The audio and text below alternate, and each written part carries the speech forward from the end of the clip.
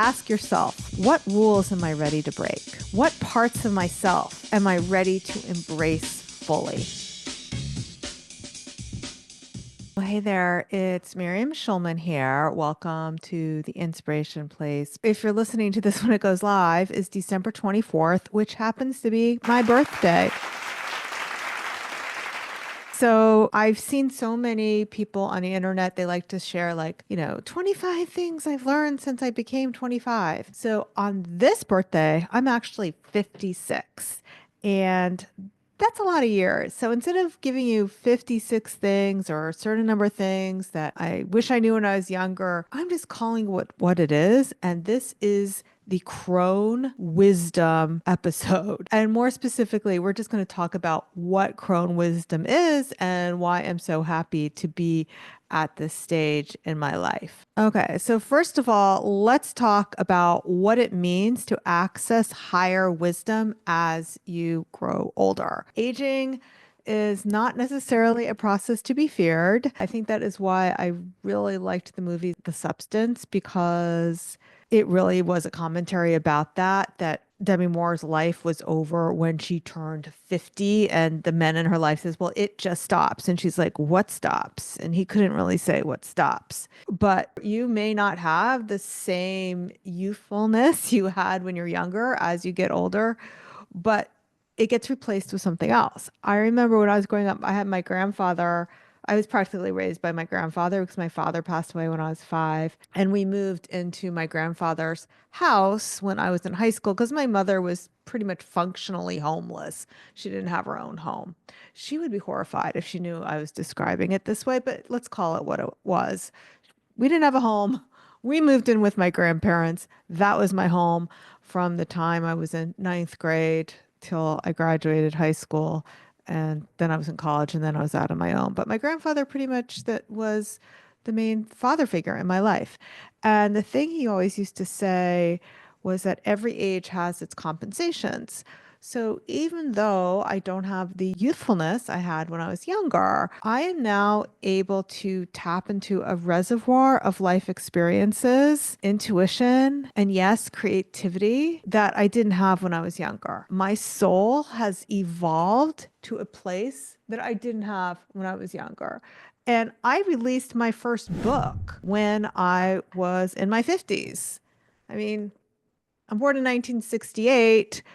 This book came out in 2023. So I got my book contract in 21. So I was how old? I was over 50 years old by the time I even got my contract, my first book contract. This is not something that I thought I could do or planned on doing or wanted to do when I was younger. And it wasn't until I reached that age where that became possible for me. So let's talk first about what is the crone and the crone archetype. So in mythology, the crone is one of the 3 faces of the divine feminine. There are 3 phases. One is the maiden, the mother, and now there's the crone. The crone represents wisdom, transformation, inner knowing. The crone has lived through all of it and emerged with unparalleled clarity. Now, society often dismisses women. I'm going to say women because that's really what it is. Men don't have this problem, but society often dismisses women as they age. Actually, some men do have this problem. I mean, look at Joe Biden. Society often dismisses women as they age, just in general. And embracing the crone archetype is not just a revolutionary act, but it's an act of defiance. It's an act of resistance. So why the crone figure now? In our youth obsessed culture, embracing your crone wisdom, your crone archetype, if that's you, is an amazing act of empowerment. The crone is not just a symbol of age, but of that feminine empowerment. It's a reminder that you can reclaim your voice, you can reshape your narrative, and you can continue to contribute to your community. By the time we reach our crone years, which is roughly when you hit your 50s, it's generally thought to be when you hit menopause or after age 50. So we've faced lots of challenges. I mean, this is like 5 decades of experience. We face challenges, heartbreak, triumphs, death, loss of friends, either through death or not. And these experiences form foundation of our wisdom.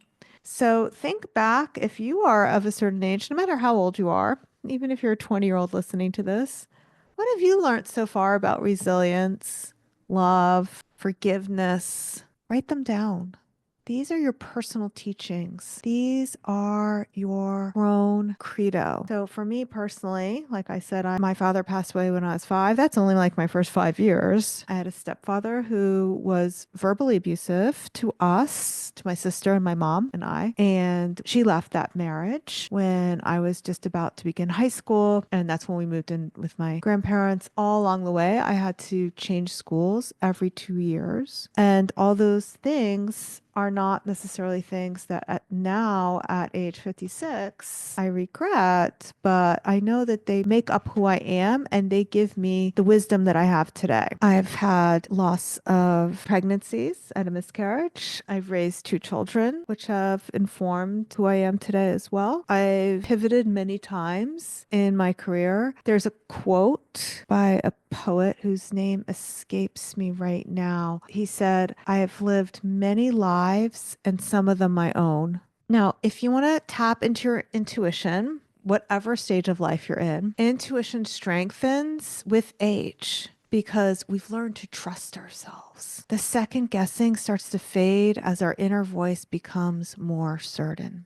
So you can practice intuitive exercises. Some that may help you are journaling your dreams if you need to, meditate on your decisions, or maybe simply sitting in stillness to hear your inner guidance. One of the ways I love to practice my intuition is I like doing oracle card readings. You may have heard that I do that with my friends now. I do that at dinner parties.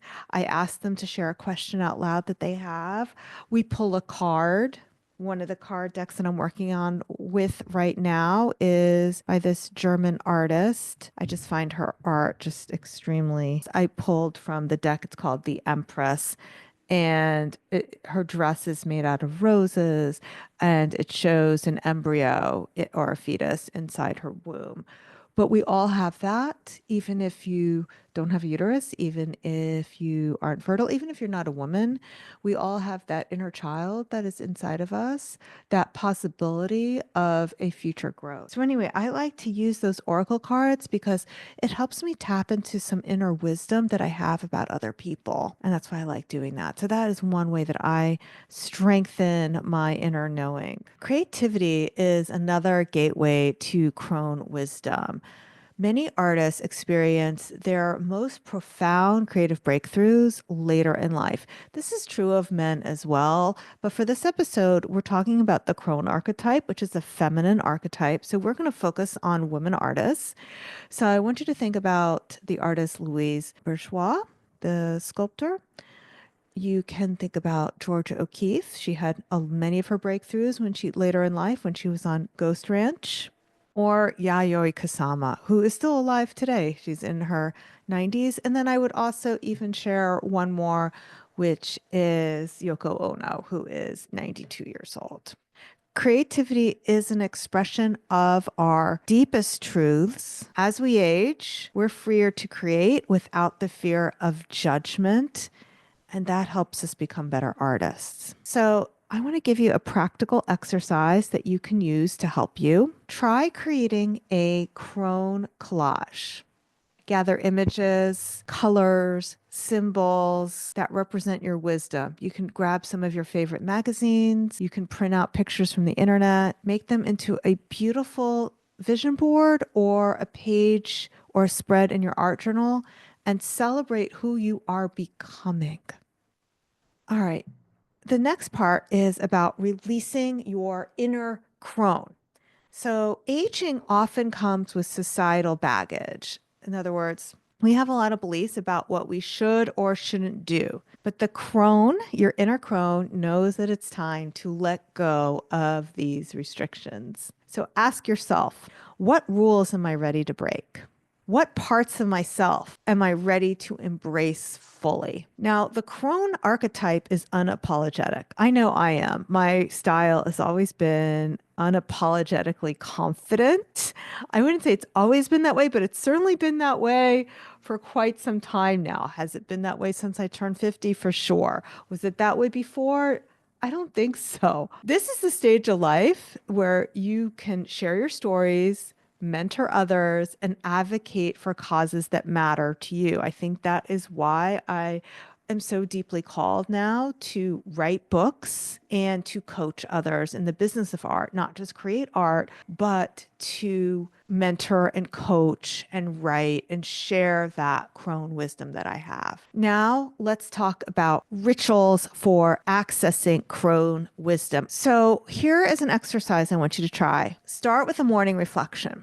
Bring your day with gratitude and a question. What wisdom will I share with the world today? Now, write down your thoughts or record them as voice memos to track your evolving wisdom.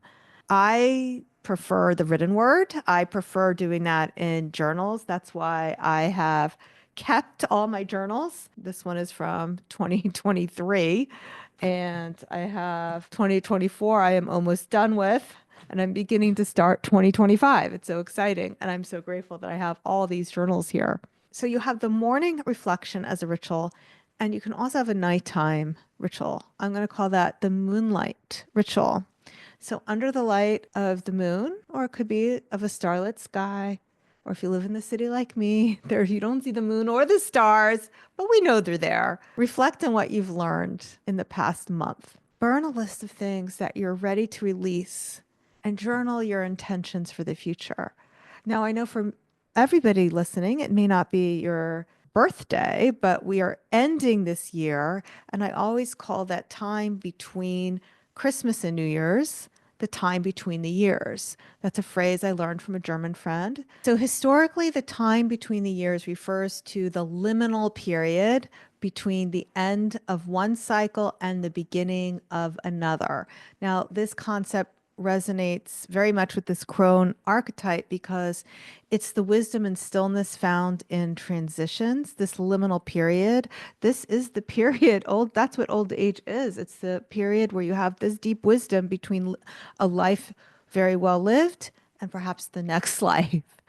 So often this time between the years is tied between this winter solstice period that we're in right now, the days between Christmas and New Year's, and it represents a sacred pause. Time to reflect, release, and prepare for what's next. Now, in terms of the historical and cultural roots in pagan traditions and ancient European cultures, this period was seen as a thin time when the veil between the worlds were lifted. And that was a time for introspection, divination, and honoring the ancestors. The Norse celebrated the Yule, which is the 12-day festival when fires were lit to invite the return of the sun and reflect on the past year. The Celts believed that the time between the old year and the new year was a space to connect with the divine, particularly with the crone goddesses. Like, I cannot pronounce this, but we're going to just give it a try. Cailleach. I'm going to spell it Cailleach,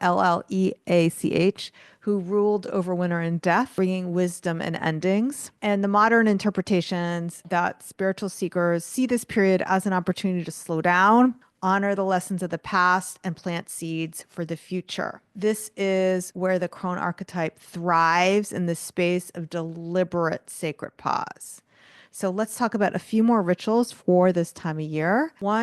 Ritual number one is the mirror ritual. So for this, use a hand mirror, a candle, and a quiet space. Sit with the candle lit before you and look into the mirror and ask yourself, what wisdom have I gained this year? What am I ready to leave behind? And how have I stepped closer to my authentic self? Speak the answers out loud, write them down, and thank yourself for the lessons, and then extinguish the candle.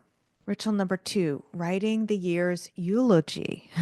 So this honors the passing of an old year. So in order to perform this ritual, write a year in review, describing its highlights, challenges, and lessons learned as if it were a story with a clear beginning, middle, and end. And then end the story with a note of gratitude. And if you wish, you can burn the paper to symbolize its release. Ritual number 3, inviting the new, or a seed planting ritual. For this, you need a small bowl of soil, seeds, which are real or symbolic, and water. Hold the seeds in your hands and set an intention for the coming year. Plant it in the soil, visualize the growth of your goals, and water it as a promise to nurture your dreams throughout the year. Ritual number 4 is called the Crone's Walk. Find a quiet outdoor space, preferably in nature. Take a walk in silence, observing the stillness of winter and allowing your thoughts to flow freely. Now, with every step, imagine releasing old burdens into the earth. Collect small objects that you see, stones, leaves, twigs, to symbolize your commitment to moving forward with wisdom. And at the end of your walk, place them all before you in the ground and make a pattern and set your intentions for the coming year. Ritual number 5, ancestral candle ceremony. Take a candle for every ancestor you wish to honor. Light each candle and name out loud each ancestor, thanking them for the lessons and traits they've passed down to you. As the candles burn, sit in stillness and invite any messages or feelings of gratitude they may offer. And I have 2 more rituals for you. So there are 7 rituals in all. So ritual number 6 is the Crone's tea ceremony. Bring a calming tea blend. This could be chamomile, could be elderflower. Brew your tea with intention, stirring clockwise to invite new energy and counterclockwise to release the old. As you sip, meditate on what you're releasing and what you're inviting into your life. And our last ritual, number 7, because 7 is the most magical number. Ritual number 7 is dreaming the future. Before going to sleep, place an object under your pillow that symbolizes your intention for the coming year. Now, alternatively, when you did your walk in nature, your crone walk, you could bring these objects with you and put them under your pillow. But they could be other objects. It could be a key to represent a key for opportunities. It could be a feather to represent lightness. It could be something else. Ask your subconscious for clarity on the path ahead. And when you wake up, journal your dreams or your insights. All right, my friend, I would love to hear from you. Which of these resonated with you? Are you going to be doing any of these exercises or actions to honor the passing of this year and welcome the new one? If you loved this episode, please share it with your friend who might need a reminder of her power. And if you're ready to deepen your connection to your crone wisdom, we do have a workbook for you that goes along with today's episode, which will sum up all the different rituals, all 7 of those rituals for inviting more crone wisdom and creativity into your life. All right, my friend, I hope you have a beautiful holiday season and time between the years. That's it for now. I'll see you the same time, same place next week. Until then, stay inspired. Bye for now.